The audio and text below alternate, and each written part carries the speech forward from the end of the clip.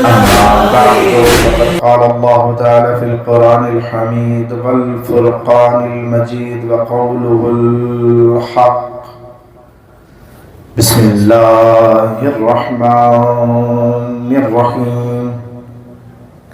إنا هديناه السبيل وإما شاكرا وإما كفورا. صلوات پڑھ دے محمد وعلى محمد. محمد وعلى محمد. عزیزان محترم سامعین قدر، بازداران سیدی شہداء، عشرہ اولیٰ جس کا موضوع ہدایت الہی و کمال بشریت ہے، یہ اس کی آج تیسری کڑی ہے. بسم اللہ. سبحان اللہ. پروردگار عظیم اپنی پاک و منزہ کتاب ہدایت میں فرماتا ہے اِنَّ هَدَيْنَاهُ السَّبِيلَ اِمَّا شَاكِرًا وَإِمَّا كَفُورًا، کہ ہم نے راستہ دکھا دیا، ہم نے ہدایت دے دی. اب کوئی شکر گزار بنے یا ناشکرا بنے، اب کوئی ایمان والا بنے یا بے ایمان بنے. جو پروردگار کی ذمہ داری بنتی تھی ہدایت دینے کی، وہ ساری ہدایت دے چکا پروردگار، چاہے وہ ہدایت فطرت کے ذریعے ہو، چاہے وہ ہدایت تکوینی ہو، چاہے وہ ہدایت تشریعی ہو، چاہے وہ ہدایت وحی کے ذریعے ہو، انبیاء کرام کے ذریعے ہو، کتب کی صورت میں ہو یا عقل کی صورت میں ہو. ہر طرح سے پروردگار نے جو اپنی ذمہ داری بنتی تھی وہ ادا کی. یعنی ہدایت دینا پروردگار کا کام ہے. جب ہدایت دینا پروردگار کا کام ہے تو وہ اس کو انجام دینا بھی جانتا ہے. یعنی اللہ تعالیٰ نے جو خود اللہ پر واجب بنتا تھا وہ اللہ تعالیٰ نے اپنے واجب کو ادا کیا. اب دیکھنا ہمیں ہے کہ کیا ہم پر جو واجب بنتا ہے وہ ہم واجب ادا کر رہے ہیں یا نہیں کر رہے. عزیزو توجہ فرمائیے صاحبان قدر، گزشتہ مجلس میں ہدایت تکوینی اور ہدایت تشریعی بیان کی تھی. ہدایت تکوینی ان مستقیماً پروردگار ہدایت فرماتا ہے اپنی مخلوقات کو.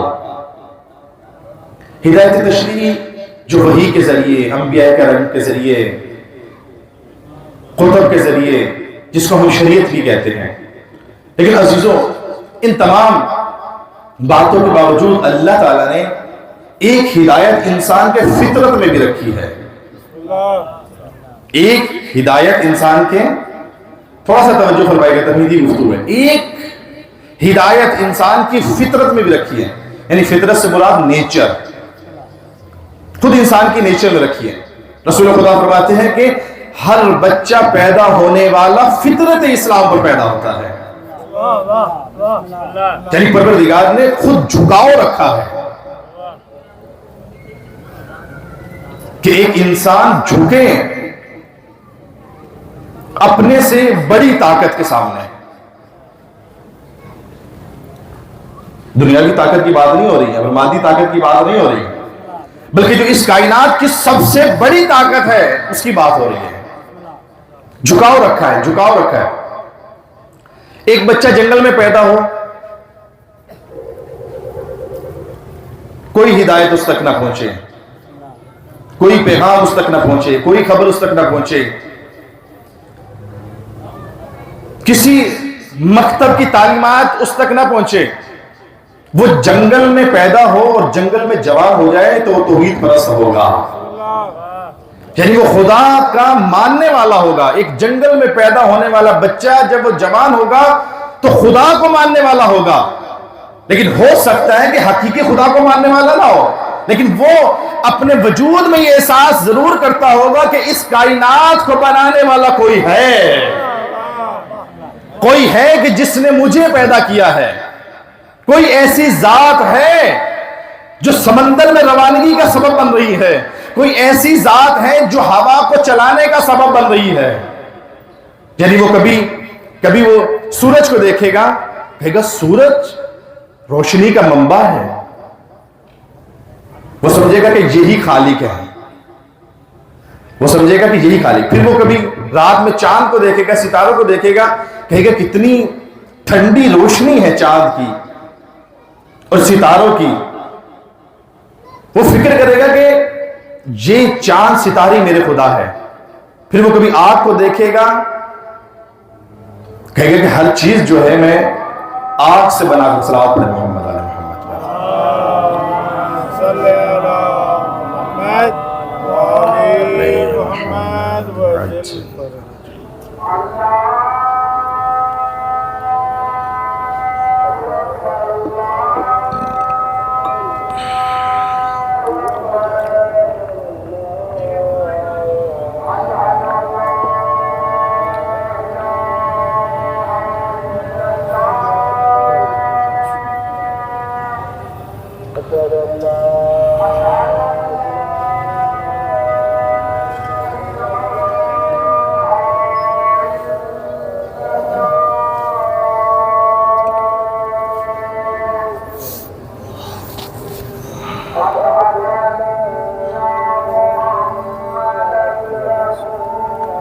صلی اللہ علیہ وسلم۔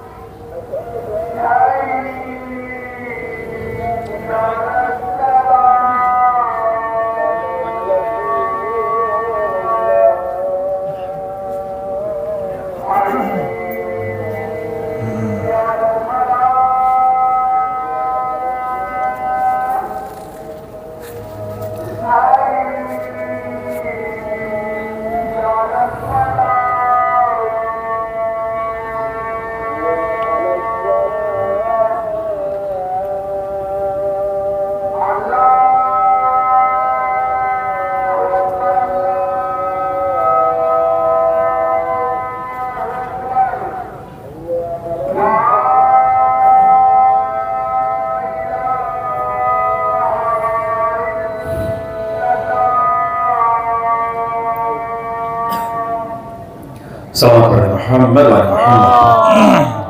صلی اللہ محمد وعلی محمد وسلم۔ توجہ صحیح باتیں کرتے ہیں۔ یعنی اللہ تعالیٰ نے ہدایت انسان کی فطرت میں بھی رکھی ہے، نیچر میں بھی رکھی ہے کہ انسان پلٹتا ہے۔ بہت سارے سوالات انسان کے وجود میں پیدا ہوتے ہیں، کوئی مسلمان ہو یا نہ مسلمان ہو، کمیونسٹ کیوں نہ ہو، لیکن یہ سوالات اس کے ذہن میں پیدا ہوتے ہیں کہ میں کون ہوں، میں کہاں سے آیا ہوں، مجھے کہاں جانا ہے، یہ کائنات کس نے بنائی ہے، یہ سورج چاند ستاروں کا نظام کون چلا رہا ہے، بالآخر اس کائنات کو کون چلا رہا ہے۔ یہ تمام سوالات جو ہیں انسان کی فطرت میں پروردگار نے خود رکھے ہیں۔ یہاں پر مسلمان ہونا یا مسلمان ہونا بحث نہیں ہے، اس میں سب کے ذہن میں یہ سوالات آتے ہیں، سب کے ذہن میں۔ عزیز و امیر المومنین فرماتے ہیں کہ رحم اللہ امرا عارفا من این فی این الی این، کہ اللہ اس شخص پر رحم فرمائے کہ یہ جو جان لے کہ وہ کہاں سے آیا ہے، کہاں پر ہے، اسے کہاں جانا ہے۔ یہ تین سوال جو امیر المومنین نے بیان کیے کہ کہاں سے آیا، کہاں ہے اور کہاں جانا ہے، کامن سوال ہے، انسان کی فطرت میں پائے جاتے ہیں۔ لہذا آج سوشل میڈیا کا دور ہے، آج تو کوئی دعویٰ کر ہی نہیں سکتا کہ مجھ تک حق کا پیغام پہنچا ہی نہیں تھا۔ بسم اللہ۔ آج یہ کوئی دعویٰ نہیں کر سکتا کہ مجھ تک حق کا پیغام نہیں پہنچا تھا۔ عزیزو، آج حق کا پیغام سب تک پہنچ گیا۔ اب دیکھنا یہ ہے کہ حق کو پانے کے لیے کون کتنی سٹرگل کرتا ہے اس حق کو پانے کے لیے۔ اور عزیزو جب امام زمانہ کا ظہور ہوگا بلندر صلوات اللہم صلی علی محمد وآلِ محمد. امام زمانہ کے جب ظہور ہوگا تو امام زمانہ کے سپاہیوں میں خود یہودی ہو گئے کہ ہندو ہو گئے، عیسائی ہو گئے، صرف مسلمان تھوڑی ہو گئے، صرف شیعہ تھوڑی ہو گئے. کیوں؟ وہ نام کے عیسائی تھے، نام کے یہودی تھے، نام کے کافر تھے، لیکن فطرتاً اسلام پر تھے، فطرتاً اسلام پر تھے، فطرتاً حق کو ماننے والے تھے کہ جیسے ہی حق ان کے سامنے آئے وہ حق کو قبول کر لے. لیکن عزیزو یاد رکھیے گا، جو انسان ظالم ہو، ظالم چاہے وہ مسلمان ہی کیوں نہ ہو، جب وہ مرتا ہے تو مسلمان نہیں، حق پرست نہیں، بلکہ کافر مرتا ہے. جو کہ نہیں صاحبان قادر ہے، یہ اسلام ہے، اسلام، دین اسلام اس چیز کا درس دیتا ہے. کوئی ظالم حق پر نہیں ملتا. آقا متحری کے بارے میں، آقا متحری جو ہے ایڈیسن کے بارے میں فرماتے ہیں. ایڈیسن جس نے یہ بلب ایجاد کیا، جس کی کوششوں کی وجہ سے پوری دنیا روشن ہوئی. اس نے 99 تجربے کیے تھے لیکن کامیاب نہیں ہوا تھا. جب اس نے 100واں تجربہ کیا تو کامیاب ہو گیا. پر محمد وآلِ محمد بلندر صلوات اللہم صلی علی محمد وآلِ محمد وجل. برائے خوشنودی امام زمانہ بلندر صلوات صلی علی محمد وآلِ محمد وجل. یعنی ایڈیسن نے 100 تجربے کیے پھر کامیاب ہوا. یہ ایڈیسن، آقا متحری لکھتے اپنی کتاب میں، یہ ایڈیسن کہتا ہے کہ میں ایک عیسائی گھرانے میں پیدا ہوا، ساری زندگی میں عیسائی رہا. میں نے تحقیق کی، میری ساری زندگی کی تحقیق یہ ہے کہ جو عیسائیت ہے، عیسائیت وہ ایک مذہب حق کا ہے. تو جو کبھی صاحبان کا ہے، یعنی جو مذہب عیسائیت ہے وہی دین ہے، حق کا ہے. اگر آیت اللہ متحری فرماتے ہیں کہ اگر ایڈیسن اپنے قول اور فعل میں سچا ہے اور اس نے تحقیق بھی کی تھی لیکن نتیجے غلط پر پہنچا، لیکن عزیزو آقا متحری فرماتے ہیں کہ یہ ایڈیسن مسلمان فوت ہوا، جب قیامت میں اٹھایا جائے گا یہ عیسائی نہیں ہوگا، مسلمان ہوگا، کیونکہ اس نے ساری زندگی تحقیق کی تھی، اپنا وظیفہ ادا کیا تھا حق کو پہچاننے کے لیے، حق کو پانے کے لیے وظیفہ ادا کرتا رہا، محنت کرتا رہا، سٹرگل کرتا رہا. لیکن یہ اور بات ہے کہ نتیجے تک نہیں پہنچا. عزیزو اللہ تعالیٰ کبھی بھی آپ سے نتیجہ نہیں چاہتا. اللہ اکبر، میں نے کہہ دیا، پروردگار عظیم انسان سے کبھی نتیجہ نہیں چاہتا، بلکہ پروردگار چاہتا ہے کہ انسان محنت کرے، تحقیق کرے، سٹرگل کرے اس حق کو پانے کے لیے جس کو پروردگار نے حق قرار دیا ہے. اس حق کو پانے کے لیے محنت کریں، سٹرگل کریں، نکلیں. کیوں نہیں نکلتا؟ عزیزو 1000 نشانیاں پروردگار کے وجود کی، 1000 نشانیاں ہیں. کائنات کا ذرہ ذرہ اللہ تعالیٰ کی توحید بیان کر رہا ہے، ذرہ ذرہ توحید بیان کر رہا ہے، کائنات کا ذرہ ذرہ حق کو بیان کر رہا ہے. نمرود کے سامنے حضرت ابراہیم آئے، کہا کہ تیرا خدا کون ہے؟ کہا میرا خدا وہ ہے کہ جو موت دیتا ہے اور زندہ کرتا ہے، زندگی بھی وہی دیتا ہے، موت بھی وہی دیتا ہے. نمرود نے کہا یہ تو کوئی بڑی بات نہیں ہے، یہ کام تو میں بھی کر لیتا ہوں. وہ جس کو آزادی دینی تھی 2 دن بعد جس نے آزاد ہونا تھا، نمرود نے بلایا، اس کو قتل کروا دیا، اور جس کو سزائے موت دی گئی تھی اس کو رہا کر دیا. کہا کہ دیکھا ابراہیم، میں نے ایک کو موت دی ہے اور ایک کو زندگی دی ہے. حضرت ابراہیم نے کہا کہ میرا خدا وہ ہے جو سورج کو مشرق سے طلوع کرتا ہے مغرب میں غروب کرتا ہے. اگر تو خدا ہے تو کل سورج کو مغرب سے طلوع کرنا اور مشرق میں غروب کرنا.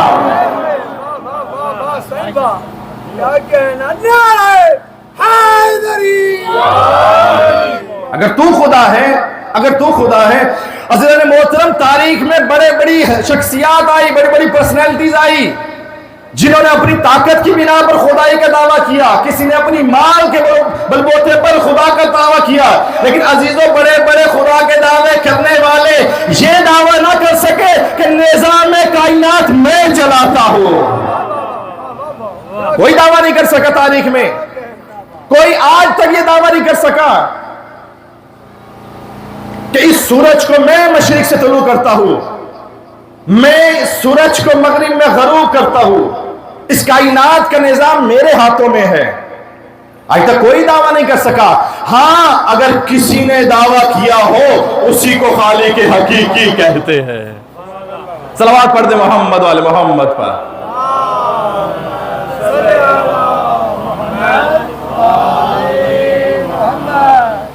اگر کسی نے دعویٰ کیا ہے اسی کو ہم حقیقی خدا کہتے ہیں. آج بگ بینگ کی تھیوری ہے تو کہتے ہیں کوئی خالق نہیں، کوئی خدا نہیں، کوئی اللہ نہیں، کوئی پالنے والا نہیں. یہ کائنات کہاں سے آ گئی، وجود میں کہاں سے آ گئی؟ بگ بینگ تھیوری کے مطابق وہ کہتے ہیں کہ نہیں، یہ کائنات جو ہے خود بخود بن گئی. یہ کائنات کہا کہ ایک بہت بڑا مادہ تھا، ایک بہت بڑا گولا تھا، بہت زیادہ درجہ حرارت کی وجہ سے وہ بلاسٹ ہوا، کہیں چاند، کہیں ستارے، کہیں سورج، کہیں زمین بن گئی. ہم ان سے یہ سوال کرتے ہیں کہ ہاں، وہ جو مادہ تھا، وہ جو ایک گولا تھا، کیا اس کو بھی کسی نے بنایا تھا؟ کیا اس گولے کو بھی تم کہتے ہو کہ کائنات خود بخود بن گئی؟ مان لیا کہ کائنات خود بخود بن گئی، لیکن جس مادے سے یہ کائنات وجود میں آئی، کیا اس مادے کا بھی کوئی خالق ہے یا نہیں خالق؟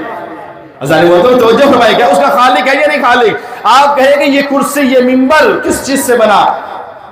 آپ کہیں لکڑی سے بنا. لکڑی کہاں سے آئی؟ کہے درخت سے آئی. کہا درخت کس چیز سے بنا؟ کہا بیج سے بنا. بتائیے بیج کہاں سے آیا؟ اس بیج کا خالق پروردگار عظیم ہے. توجہ فرمانے صحیح معنی قدر. ایک بادشاہ تھا، کمیونسٹ تھا، خدا کو نہیں مانتا تھا. اس کا جو مشیر تھا، وزیر تھا، وہ خدا پرست تھا. اس نے کیا کیا؟ ایک چھوٹا سا گھر بنایا. گھر بنانے کے بعد بادشاہ کو دعوت دی. کہا کہ آئیے بادشاہ سلامت، دیکھیے کتنا خوبصورت گھر ہے. کہ کتنا خوبصورت گھر ہے، لیکن یہ وزیر بتا یہ کس نے بنایا ہے؟ کہ بادشاہ سلامت یہ خود بخود بن گیا. بادشاہ سلامت یہ گھر خود بخود بن گیا.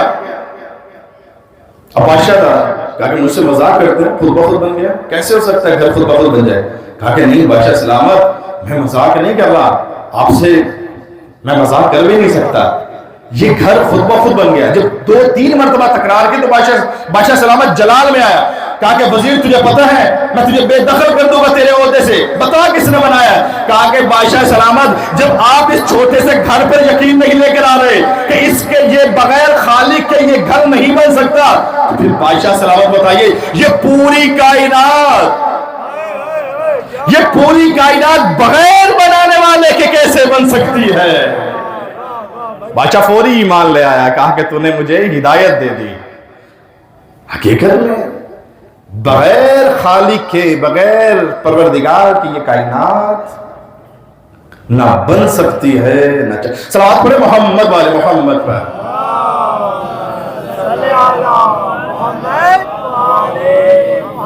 پریشان تو نہیں ہو رہے؟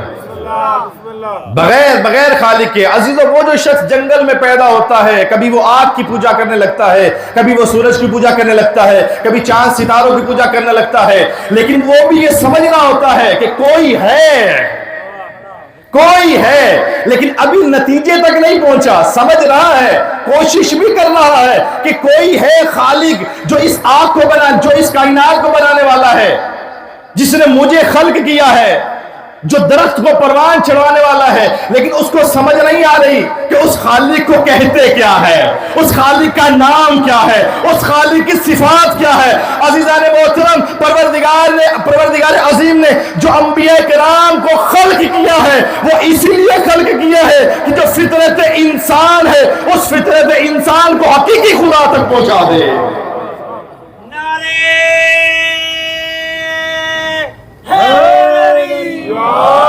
یعنی انبیاء کرام کا کام یہ ہے کہ جو تمہارے اندر فطرت ہے، جو توحیدی فطرت ہے، اسے اجاگر کریں، اس کو راستہ دکھائے، اس کو بتا دے کہ خالق حقیقی کون ہے، وہ وحدہ لا شریک ہے۔ قل هو اللہ احد، وہ اللہ احد ہے، اللہ الصمد، اللہ اکبر۔ جو صمد ہے، صمد بے نیاز ہے، کسی چیز کی، میں بچوں کے لیے بات کر رہا ہوں، کسی چیز کی اس کو حاجت نہیں ہے، کسی چیز کا وہ محتاج نہیں ہے۔ قل هو اللہ احد اللہ الصمد لم یلد ولم یولد، نہ وہ کسی سے جنا گیا نہ اس نے کسی کو جنا ہے۔ وہ خالق حقیقی وہ ہے، نہ وہ کسی کا باپ ہے نہ اس کا کوئی بیٹا ہے۔ ولم یکن لہ کفوا احد، اس کا کوئی ایک بھی کف نہیں ہے، یعنی اس کے برابر، اس پروردگار کے برابر کوئی بھی نہیں ہے، اس جیسا بھی کوئی نہیں ہے۔ لیکن آج اگر کسی ممبر سے خالق ہونے کے، استغفر اللہ ربی بات، علی کے خالق ہونے کے نعرے لگے، حسین کے خالق اور رازق ہونے کے نعرے لگے، تو جان لیجیے عزیزان محترم یہ تشیع نہیں ہے، کچھ اور بول رہا ہے۔ یا تو نادان ہے جو اس طرح کی باتیں کرتے ہیں، نادان سمجھتے نہیں ہے، یا پھر وہ کسی تحریک کے ایجنٹ ہے۔ عزیزوں، مکتب تشیع کا تعلق نہیں ہے نصیریت سے۔ اسلام میں خود نصیریت کفر ہے، کفر۔ جس طرح سے ہندو کافر ہے اسلام میں، اس طرح سے نصیری کافر ہے۔ دشمن نے کیا کیا؟ شیعوں میں نصیریت کو گھسایا، اور ہمارے اہل سنت برادران میں غاصبیوں کو گھسایا گیا۔ یعنی شیعوں میں نصیریت گھسائی، کہا کہ علی اللہ کہو، اللہ علی کو خالق کہو، علی کو رازق، نہیں معلوم پتہ نہیں کیا کچھ علی کو کہو۔ عزیزوں، یہ دشمن کی سازش ہے، یہ نادانی ہے ہمارے بھائیوں کی، یہ نادانی ہے، یہ دشمن کی سازش ہے، وہ اہلکار ہے کسی کا۔ اور اسی طریقے سے میرے اہل سنت بھائی بھی سن رہے ہیں، اہل سنت بھائیوں میں غاصبی، ناصبیوں کو گھسایا گیا جو علی ابن ابی طالب علیہ السلام کے حق کو کم کرتے ہیں۔ لیکن سنیے گا تو جانیں عزیزان محترم، ہم سب شیعان حیدر کرار علی ولی اللہ والے ہیں۔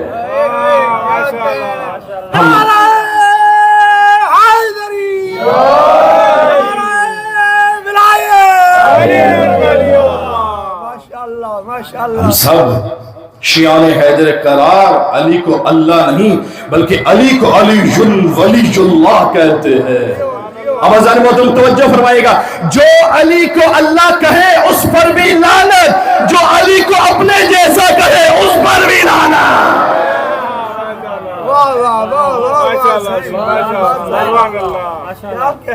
تشیع ہے، صاحبان قدر تشیع ہے۔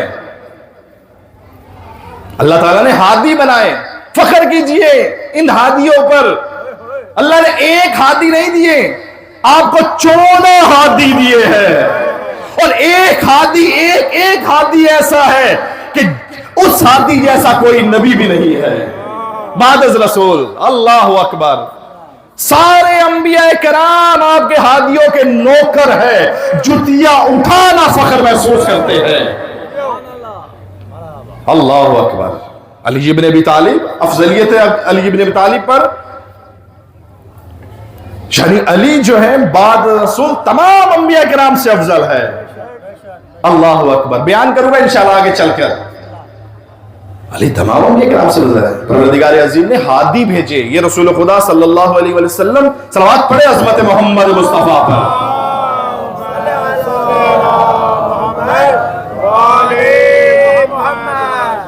ہادی ہے، ہادی، کتنا خوبصورت ہادی ہے۔ جس کو اللہ کبھی مدثر کہتا ہے، کبھی طٰہٰ کہتا ہے، کبھی یاسین کہتا ہے، اور کبھی رحمت للعالمین کہتا ہے۔ وَمَا أَرْسَلْنَاكَ إِلَّا رَحْمَةً لِلْعَالَمِينَ۔ ہادی یعنی ہدایت دینے والا۔ رسول خدا تمام عالمین کے لیے ہادی ہے، تمام عالمین کے لیے رحمت ہے۔ کیا خوبصورت تعارف کروایا ہے عالمین کا لفظ استعمال کر کے۔ اللہ نے جب اپنا تعارف کروایا کہا کہ الحمدللہ رب العالمین، اور جب اپنے محبوب کا تعارف کروایا وَمَا أَرْسَلْنَاكَ إِلَّا رَحْمَةً لِلْعَالَمِينَ، جیسا تعارف اپنا ویسا تعارف محبوب کا۔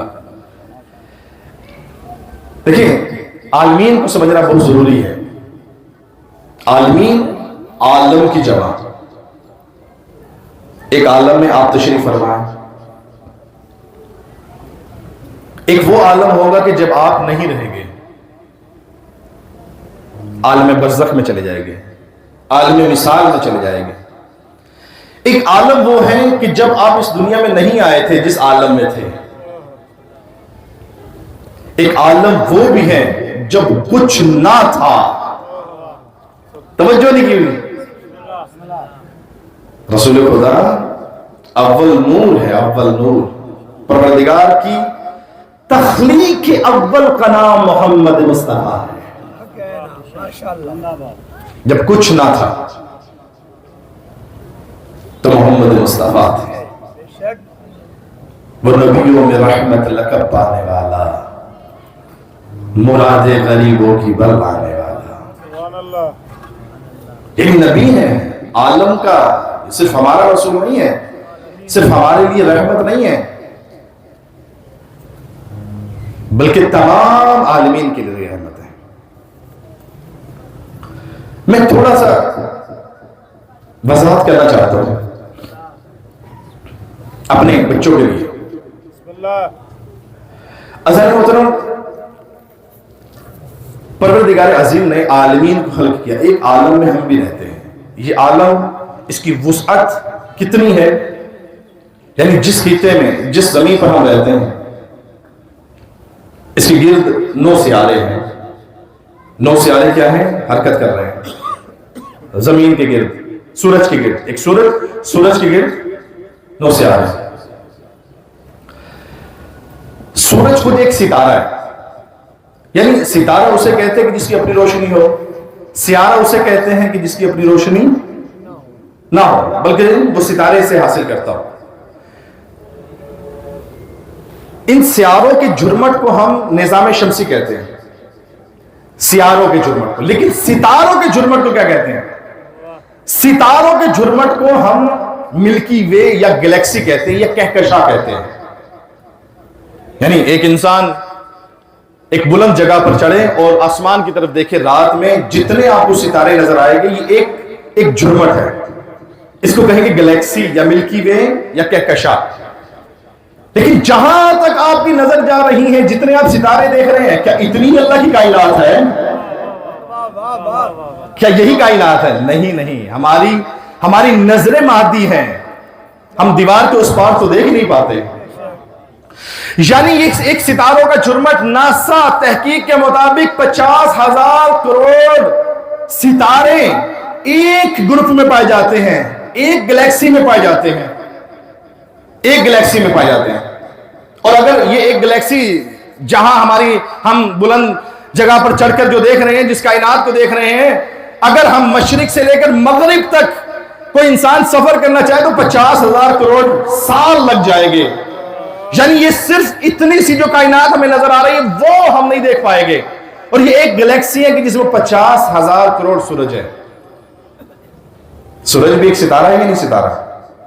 عزیزو، میں جملہ تبدیل کروں، یہ 50,000 کروڑ ستارے نہیں ہیں گلیکسی میں، بلکہ 50,000 کروڑ سورج موجود ہے۔ کہا کہ پھر ہمیں کیوں حرارت، دوسروں کی روشنی دھوپ وغیرہ نہیں آتی ستاروں کی؟ عزیز وہ اس لیے نہیں آتی کہ وہ ستارے بہت دور ہے، بہت فاصلے پر ہے. جو سب سے قریب ترین سیارہ نہیں، جو سب سے قریب ترین ستارہ زمین کے ہے وہ سورج ہے. اس لیے اس کی تپش، اس کی حرارت ہم تک پہنچتی ہے، دوسروں کی حرارت نہیں پہنچتی. زمین کا انوائرمنٹ، زمین کا درجہ حرارت اتنا معتدل ہے کہ نہ تو یہ زمین سورج کے اتنے قریب ہے کہ انسان جل کر مر جائے، نہ اتنی دور ہے کہ انسان ٹھنڈ سے مر جائے. توجہ فرمانے صحیح معنی قادر. یعنی ایک سورج جس کے گرد 9 ستارے گردش کر رہے ہیں، اس میں سے ایک زمین ہے. انوائرمنٹ اس کا ایسا ہے، نہ سورج سے زیادہ دور ہے نہ سورج کے زیادہ نزدیک ہے، اس لیے یہاں پر حیات متوقع ہے. توجہ فرمائیے گا صحیح معنی قادر. ایک جرمٹ جس میں 50,000 کروڑ ستارے پائے جاتے ہیں، کروڑوں کائنات میں کروڑوں اس طرح کے جرمٹ پائے جاتے ہیں، کروڑوں ستاروں کے جرمٹ پائے جاتے ہیں. عزیزو ہو سکتا ہے اگر یہی زمین جیسا انوائرمنٹ کسی اور ستارے کے سیارے پر متوقع ہو تو وہاں پر حیات متوقع ہے، وہاں پر زندگی متوقع ہے. ہو سکتا ہے کہ ہم جیسی مخلوقات یا ہم سے ملتی جلتی مخلوقات کسی اور ستارے پر بھی رہتی ہو. اللہ اکبر. امیر المومنین عزیز محترم توجہ فرمائیے گا، امیر المومنین کی بہت ساری احادیث اور روایات میں پایا جاتا ہے کہ امیر المومنین نے کسی دوسرے ستاروں کی طرف بھی اشارہ کیا ہے کہ وہاں پر بھی مخلوقات پائی جاتی ہے جس کو آپ خلائی مخلوق کہتے ہیں. میرے امیر المومنین نے ان ستاروں کی طرف بھی اشارہ کیا ہے. لیکن عزیزان محترم اگر کسی اور ستارے پر مخلوق متوقع ہوگی تو عالم تبدیل ہو جائے گا، عالم تبدیل ہو جائے گا. پروردگار کیا فرما رہے ہیں؟ الحمدللہ رب العالمین. جس ستارے پر جو مخلوق ہوگی اس ستارے کا ایک عالم بنتا جائے گا. اب مجھے بتائیے کہ جس ستارے پر جو مخلوق ہوگی عالم تبدیل ہوگا، وہاں پر خدا کی خدائیت ہوگی. اللہ اکبر. وما ارسلناک الا رحمت للعالمین. اگر وہاں پر خدا کی خدائیت ہوگی تو اسی عالم پر محمد مصطفیٰ کی رسالت ہوگی. توجہ صاحبان قدر. اگر اس ستارے پر محمد مصطفیٰ کی رسالت ہوگی تو سن لیا تھا غدیر کے میدان میں ابھی رسول خدا نے کیا فرمایا تھا؟ من کنت مولا فہذا علی مولا. جس کا میں مولا اس کا میں مولا. اور رسول خدا فرمانے چاہ رہے تھے جس کا بھی میں مولا. اللہ اکبر.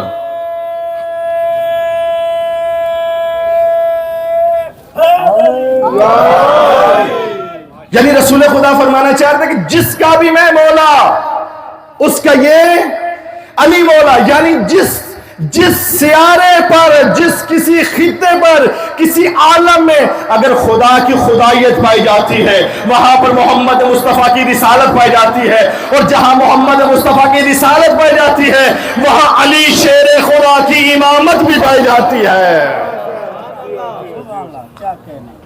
اس لیے ہم مولا کو مولا کائنات کہتے ہیں. اس کے علاوہ قرآن کی ایک آیت مجھے ایسی سمجھ میں آ گئی جس کو میں ڈھونڈتا رہتا تھا، آج آپ نے حل کر دی کہ رب العالمین فرماتا ہے کہ رب المشرق ورب المغرب، میں مشرق اور مغرب کا مالک ہوں. پھر فرماتا ہے رب المشرقین ورب المغربین، میں مشرقین اور مغربین کا مالک ہوں. پھر فرماتا ہے رب المشارق ورب المغارب، میں مشارق اور مغارب. آپ نے کہا اتنے سورج. اللہ اکبر. خدا کی قسم یہ آیت سمجھ میں آ. اللہ اکبر. صلوات پڑھیں ان کی صحت و سلامتی کے لیے. اللہم صلی علی محمد. توجہ صحیح بات کہتے ہیں جہاں کوئی بھی مخلوق پائی جاتی ہو یاد رکھیے گا وہاں پر اللہ کی خدائی ہے، محمد مصطفیٰ کی رسالت ہے، علی ابن ابی طالب کی امامت پائی جاتی ہے. اب سمجھ میں آئی حدیث من کنت مولا فہذا علی المولا. یعنی اگر میں آدم کا مولا تو علی آدم کا مولا. اگر میں محمد فرشتوں کا مولا تو یہ علی فرشتوں کا مولا. اگر میں محمد ابراہیم کا مولا تو یہ علی ابراہیم کا مولا. اگر میں محمد موسیٰ کا مولا تو یہ علی موسیٰ کا مولا. اگر میں محمد عیسیٰ کا مولا تو یہ علی عیسیٰ کا مولا. اگر میں محمد پوری کائنات کا مولا تو یہ علی شیر خدا پوری کائنات کا مولا.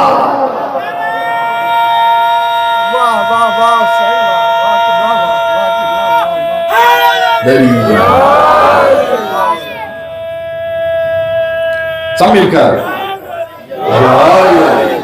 جو ہمارے صاحبان قادر امیر المومنین نے کہا میرے امیر المومنین کی مظلومیت بھی بڑی ہے، میں بعد میں بیان کروں گا۔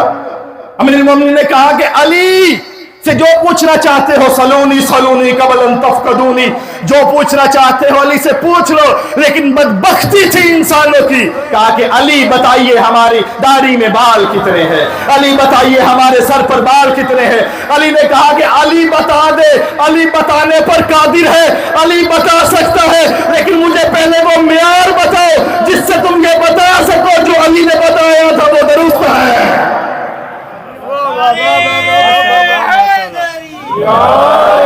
علی بتا سکتا ہے تمہاری داڑھی میں بال کتنے ہیں، لیکن تم بتاؤ وہ کون سا آلہ ہے تمہارے پاس کہ تم داڑھی کے بال گن سکو گے۔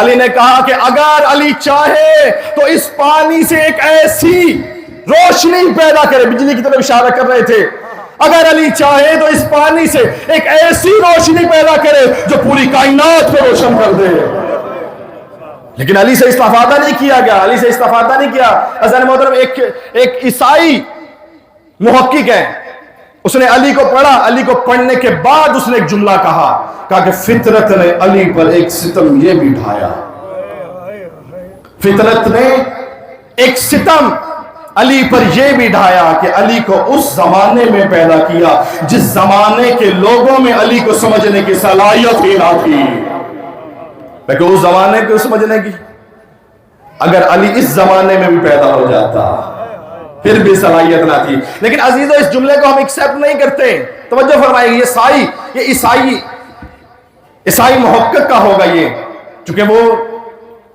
فطرت سے مراد خدا کو لے رہا ہے کہ خدا نے اس زمانے میں پیدا کیا۔ خدا بہتر جانتا ہے کہ علی کو کہاں پیدا، صلوات پڑھے محمد والے محمد پر۔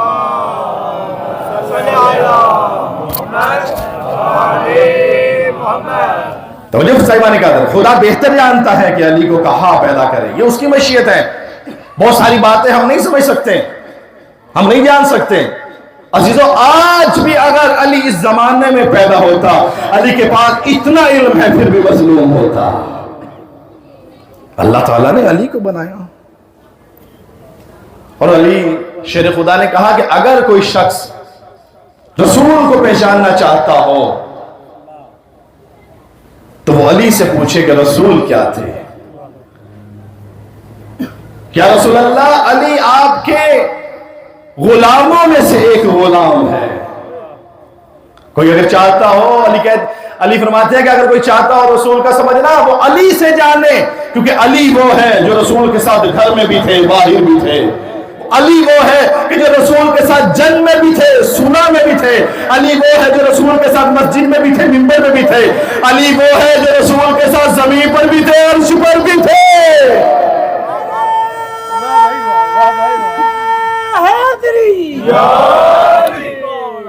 علی وہ ہے کہ جو رسول کے ساتھ ایسے چلتے تھے جیسے اونٹنی کا بچہ اونٹنی کے ساتھ چلتا ہو۔ کیا کہنا، ماشاءاللہ۔ یہ امیر المومنین سے بھی یہ حدیث ہے، اور خود رسول نے بھی فرمایا یہ علی میرے ساتھ ایسے چلتا رہا جیسے اونٹنی کا بچہ اونٹنی کے پیچھے چلتا ہو۔ کیوں فرمایا؟ کسی اور کی مثال دے دیتے ہیں، کسی اور جانور کی مثال دے دیتے ہیں، کسی اور شخصیت کی مثال دے دیتے ہیں کہ اس طرح سے چلتے ہیں۔ اونٹنی ہی کا بچہ کیوں فرمایا گیا؟ عزیزو اونٹنی کے بچے میں ایک خاصیت ہوتی ہے، یہ جو اونٹنی کا بچہ ہے نہ اپنی ماں کے آگے چلتا ہے، نہ اپنی ماں سے بہت زیادہ پیچھے رہ جاتا ہے، بلکہ اونٹنی کے بچے میں خاصیت یہ ہوتی ہے جہاں اس کی ماں قدم رکھتی ہے یہ وہیں پر قدم رکھتا ہے، جہاں ماں قدم رکھے یہ قدم پر قدم رکھتا ہے۔ اس لیے امیر المومنین نے رسول خدا نے جو ہے اونٹنی کے بچے کی مثال دی۔ بس عزیزان محترم، آج 3 محرم الحراموں کے پروردگار نے ہمیں یہ سعادت نصیب کی کہ ہم اس مجلس حسین میں شرکت کر سکیں۔ یہ عزاداری سید شہداء ایک معجزہ ہے پروردگار کی طرف سے۔ امام حسین کا نام، امام حسین علیہ السلام کی عزاداری بھی معجزہ ہے، لیکن آج میں اس طرف ہی توجہ دلوانا چاہتا ہوں کہ آہستہ آہستہ عزاداری کو بھی تبدیل کیا جا رہا ہے. یعنی پہلے ہم بزرگوں سے سنتے ہیں کہ بہت زیادہ سادگی پائی جاتی تھی. اب جیسے ہی محرم آتا ہے نئے کپڑے بننا شروع ہو جاتے ہیں. یعنی آرٹیفیشل چیزیں عزاداری میں زیادہ شامل کی جا رہی ہیں. عزاداری جیسی ہے اس کو ویسے ہی رکھا جائے. ہم کوشش کریں کہ اپنے بزرگوں کی اطاعت کریں. خود ہمارا پنجاب سے یا پھر کراچی سے تعلق ہے. جب محرم آتا تھا تو لوگ سونے والی جگہ یعنی چارپائیوں کو الٹا دیتے تھے, سادے کپڑے پہنتے تھے. جتنے پرانے کپڑے ہوتے تھے وہ محرم الحرام میں پہنے جاتے تھے. لیکن آہستہ آہستہ ایک فیشن سا بنتا جا رہا ہے. کیا ضروری ہے کہ پیغام دیا جائے. بزرگان جوانوں کو تلقین کریں, حقیقی عزاداری کی طرف متوجہ کریں. ہم علماء کرام, ہم طلباء کرام کا بھی حق ہے. اس کو بڑی محنت سے بچایا گیا ہے عزاداری کو. امام رضا علیہ السلام فرماتے ہیں کہ ہم عاشورہ اس لیے مناتے ہیں, عاشورہ پر اس لیے زیادہ توجہ دیتے ہیں کہ کہیں تم غدیر کی طرح عاشورہ کو نہ بھول جاؤ. غدیر کو نہیں منایا گیا جس طرح سے غدیر کو منانا چاہیے تھا, ویسا غدیر کو نہیں منایا گیا. نہ منانے کا نتیجہ یہ نکلا کہ لوگ آہستہ آہستہ بھول گئے کہ غدیر میں کیا ہوا تھا. اسی طریقے سے جناب فاطمہ الزہرا کی شہادت کو نہیں منایا گیا. ہاں کوئی وجوہات رہی درمیان میں, لیکن جیسے محرم الحرام امام حسین کی شہادت کو منایا جاتا ہے, اگر بی بی فاطمہ کی شہادت کو بھی منایا گیا ہوتا تو آج جان لیتے ہیں قاتلان فاطمہ کو. آج حق جو ہے روشن ہوتا بالکل.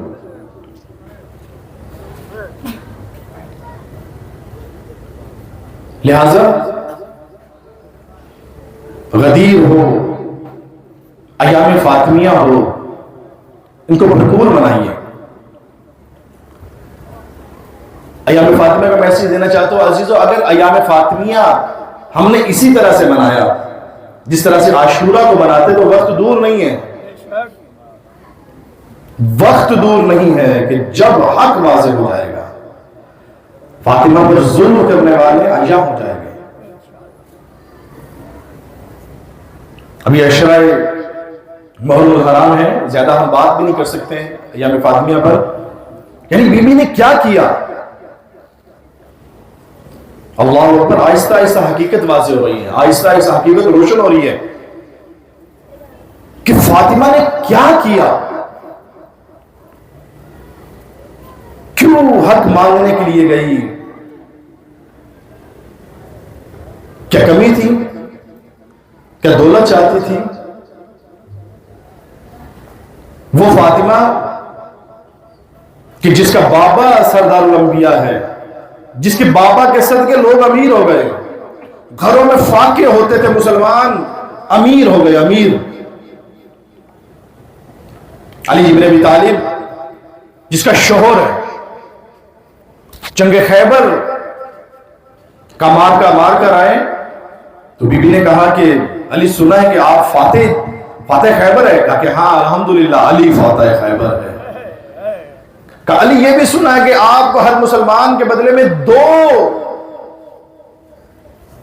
حصے برابر آپ کو مال غنیمت دیا گیا. کہا کہ ہاں دیا گیا. کہا کہ علی کہاں ہے؟ کہ خیبر سے لے کر مدینے تک جس نے بھی تیرے بابا کے نام پر مانگا ہے دے دیا. ابھی ہاتھ میں کچھ نہیں. یہ وہ گھرانہ ہے, روزہ رکھا ہوا ہے, سائل دروازے پر آ جاتا ہے، جو اپنا افطار کا سامان ہوتے ہیں دے دیتے ہیں. اگلے دن پھر یہی ہوا، فاقوں سے روزہ رکھ لیا، پھر سائل آیا، پھر اس کو دے دیا کھانا اٹھا کر. جب تیسرے دن بھی یہی ہوا تو پھر اللہ تعالیٰ نے آیات نازل کی. یعنی وہ گھرانہ ہے جو اپنا بھی دے دیتے ہیں. کیا حضرت محترم، کیا فاطمہ مال کی لالچی تھی؟ کیوں پھر گئی؟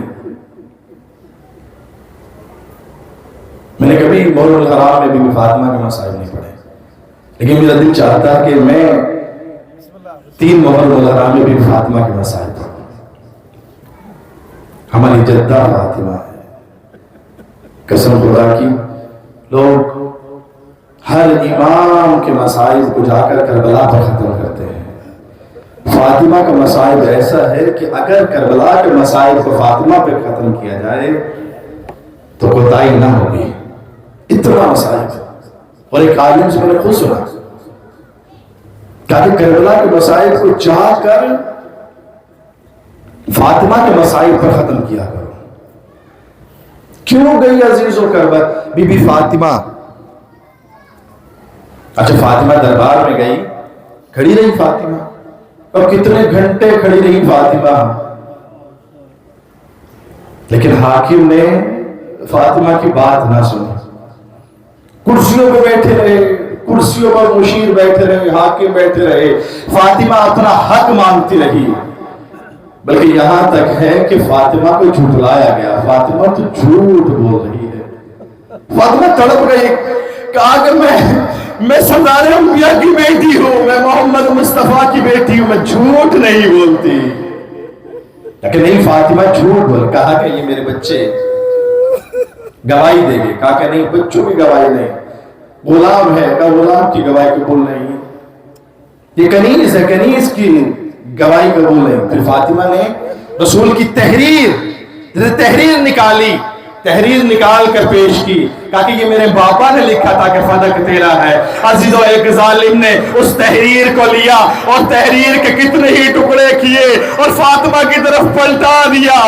ارے فاطمہ روتی رہی، بیٹھ گئی فاطمہ، اپنے بابا محمد کا نام لیتی تھی، ایک ایک ٹکڑا چنتی تھی. جب یہ فاطمہ نے تحریر دی تھی، ارے بال سیاہ تھے، تحریر کے ٹکڑے چنتے چنتے فاطمہ کے بال سفید ہو گئے. اجرکم اللہ. فاطمہ کاغذ کے ٹکڑے چنتے چنتے فاطمہ کے بال سفید ہو گئے. کس طرح سے آئی فاطمہ گھر میں؟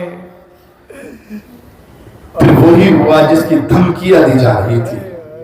تاکہ نہیں صرف دھمکیاں دی گئی، کتابوں میں یہ لکھا ہوا ہے کہ علی کے گھر کے جلانے کی دھمکیاں دی گئی تھی. روایات میں یہ آیا ہے، حدیثوں میں یہ لکھا ہے. ہمارے برادران کہتے ہیں کہ صرف دھمکیاں دی گئی تھی. اے عزادارو، کیا یہ وہ گھر ہے کہ جس کو دھمکیاں دی جائے؟ یہ وہ دروازہ ہے کہ جس دروازے پر رسول آ کر آیت تطہیر کی تلاوت کرتے تھے؟ یہ وہ دروازہ ہے جس کو جلانے کی دھمکی دی جا رہی ہے، جس پر جبریل بھی آ کر رک جایا کرتے تھے، ملک الموت آ کر رک جایا کرتے تھے؟ کیا اندر آنے کی اجازت ہے؟ ہائے، اسی دروازے پر آگ لے کر آئے، کہا علی کو باہر نکالو نہیں تو دروازہ جلا دیں گے. علی کو باہر نکالو نہیں تو دروازہ جلا دے گے. عزیزو، وہی ہوا کہ اس در کو جلا دیا گیا جو ملائکہ کے نزول کی جگہ تھی. اب فاطمہ دروازے کے پیچھے ہے، یہ در جل رہا ہے. او ظالمو، یہ رسول اللہ کا گھر ہے، یہ امیر المومنین کا گھر ہے. ہوتا ہے تو ہوتا رہے. میرے چھوٹے چھوٹے سے بچے اس گھر میں حسنین رہتے ہیں، اس گھر میں زینب و کلثوم رہتی ہے، فاطمہ رہتے ہیں تو رہنے دو. اگر علی دروازے سے باہر نہ آئے تو اس دروازے کو جلا دے گے. وہی ہوا، ظالموں نے آگ لگائی. روایت کہتی ہے کہ ظالم آگے بڑھا، اس نے ایسا دروازے کو دھکا دیا. اب دروازے کے پیچھے رسول کی بیٹی تھی، अरे उस दरवाजे में एक मीख थी जो आग से सुर्ख हो चुकी थी। जैसे ही दरवाजा फातिमा पर गिरा, अरे ये पीक फातिमा के सीने में पवस्त हो गई। ओ फिजा मेरी मदद को आ, मेरा मोहसिन शहीद हो गया। अजरकुम अल्लाह, फिजा मेरी मदद को आ, और मेरा मोहसिन शहीद हो गया। अजीजों, ये अली की मजलूमियत है, ये अली की मजलूमियत। क्या क्या ना किया गया फातिमा के साथ। जब भी अली घर में आते थे, मैं ज्यादा नहीं पढ़ सकता, जब भी अली घर में आते थे तो फातिमा एक हाथ अपने रुखसारों पर रख लेती थी, एक हाथ रुखसारों पर रख लेती थी। अली से फातिमा को शर्म आती थी और दूसरे हाथ से अपना पहलू छुपा लेती थी। अजरकुम अल्लाह। अरे अली की मजलूमियत सुनिए, अली की मजलूमियत सुनिए। आज 3 मुहर्रमुल हराम है, हुसैन बड़ा मजलूम है, लेकिन अजीजों हुसैन मजलूम है। हुसैन की शहादत के बाद खैमों में अश्किया गए, बीवियों के पर्दे हुसैन की शहादत के बाद लूटे गए। अरे अली इतना बड़ा मजलूम है कि अली के सामने अली की जोजा को, अजरकुम अल्लाह, अजरकुम अल्लाह। एक मर्तबा एक साहिल मस्जिद के बाहर बैठा रो रहा था, बड़ा मजलूम हूं, बड़ा मजलूम हूं। अरे अली साहिल की आवाज सुनकर रोने लगे। साहिल के पास गए, कहा कि क्या हुआ, क्यों मजलूमियत का नारा लगाता है? कहा कि अली, लोगों ने मुझ पर बड़ा जुल्म उठाया, मैं बड़ा मजलूम हूं। अमीरुल मोमिनीन ने कहा कि तुझे पता है कायनात का बड़ा मजलूम कौन होता है? कहा कि अमीरुल मोमिनीन आप बेहतर जानते हैं। मौला अली ने फरमाया कायनात का बड़ा मजलूम वो होता है कि जिसके सामने जिसकी जोजा को मारा जाए, जिसके सामने जिसकी जोजा को मारा जाए वो कुछ ना कर पाए। अरे जिसकी सामने जिसकी जोजा को ताज़ियाने मारे जाए। अजरक वल्लाह, अजरक। बस अज़ान मोहतरम, आखिरी रिवायात सुनते चलिए। अब फातिमा मरने के करीब है, बिस्तरे मर्ग पर है फातिमा। फातिमा ने वसीयतें करना शुरू की। फातिमा ने मौला अली से वसीयत की, मेरे आका और मेरे सरदार, मेरे बच्चों का ख्याल रखना, मेरी बेटी ज़ैनब का ख्याल रखना। फिर हसन को वसीयत की, हुसैन को वसीयत की। उसके बाद अपनी बेटी ज़ैनब को बुलाया, कहा बेटा ज़ैनब इस संदूक लेकर आओ। बीबी ज़ैनब एक संदूक लेकर आई, संदूक खोला, उसमें से 4 कफन बरामद हुए। कहा बेटा ये जिब्राइल जन्नत से कफन लेकर आया था, एक कफन तेरे नाना को दे दिया गया, ये 4 कफन बच गए। कुछ देर बाद तेरे बाबा आएंगे, मेरे लिए कफन मांगेंगे, अपने बाबा को मेरा कफन दे देना। फिर तीसरा कफन खुद तेरे बाबा के लिए है, और चौथा कफन जब हुसैन आए कफन मांगे हसन के लिए, तो चौथा कफन हुसैन को दे देना कि हसन को पहना दे। इसके बाद फातिमा खामोश हो गई। फातिमा इसके बाद खामोश हो गई। बीबी ने कहा, बीबी ज़ैनब ने कहा कि अम्मा ये 5वां कफन किसके लिए है?